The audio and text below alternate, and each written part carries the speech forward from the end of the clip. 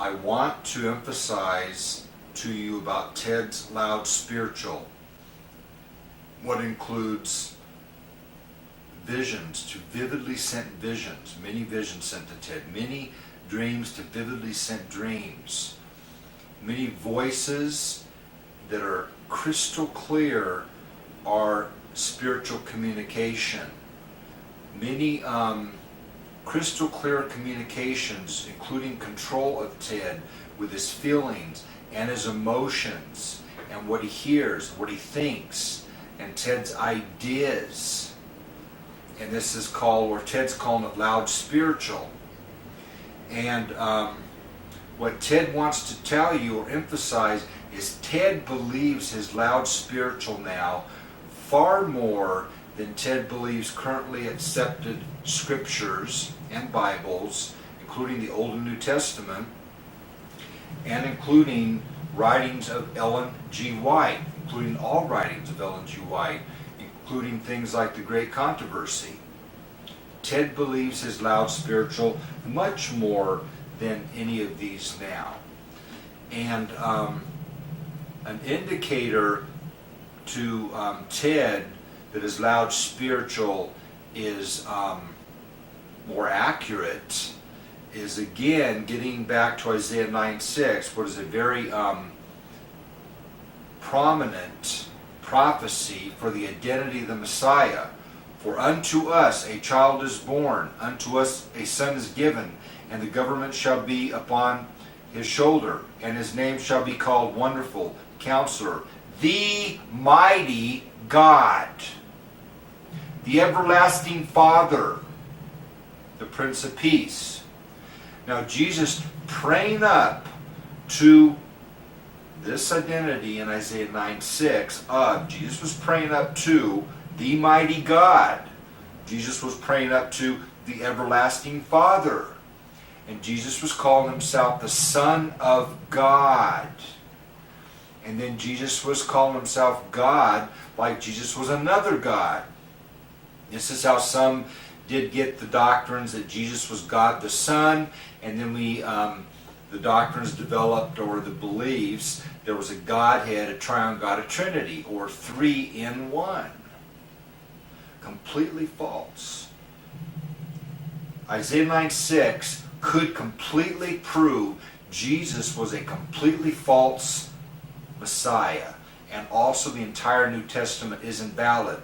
Then anybody, including Ellen G. White, would continue to write about Son of God and did not set this record straight.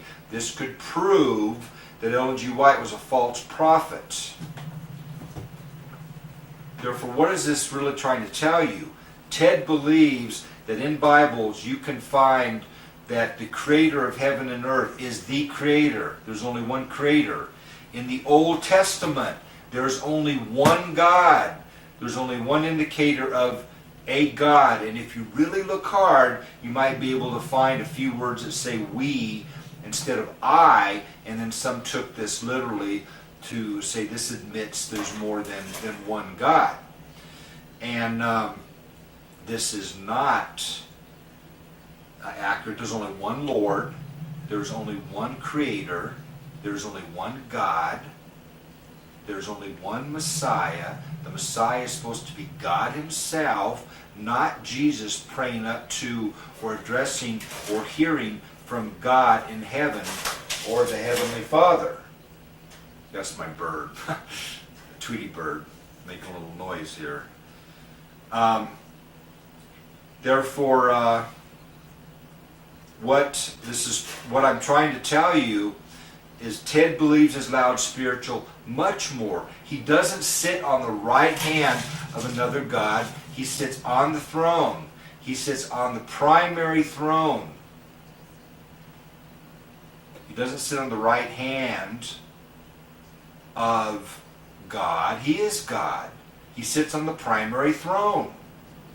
Therefore, things in the New Testament that make you believe that there are two gods or three gods aren't accurate.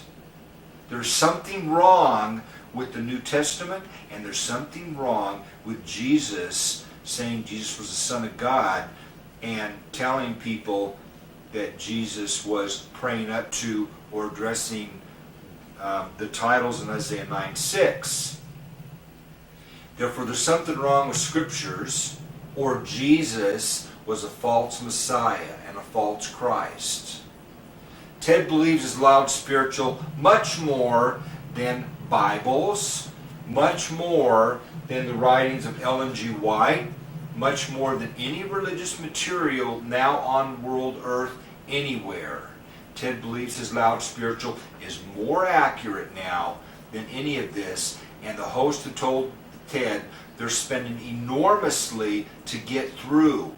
They're spending enormously in some kind of spiritual currency to get through loud spiritually. Therefore, Ted will have this information and get it accurate enough for this coming.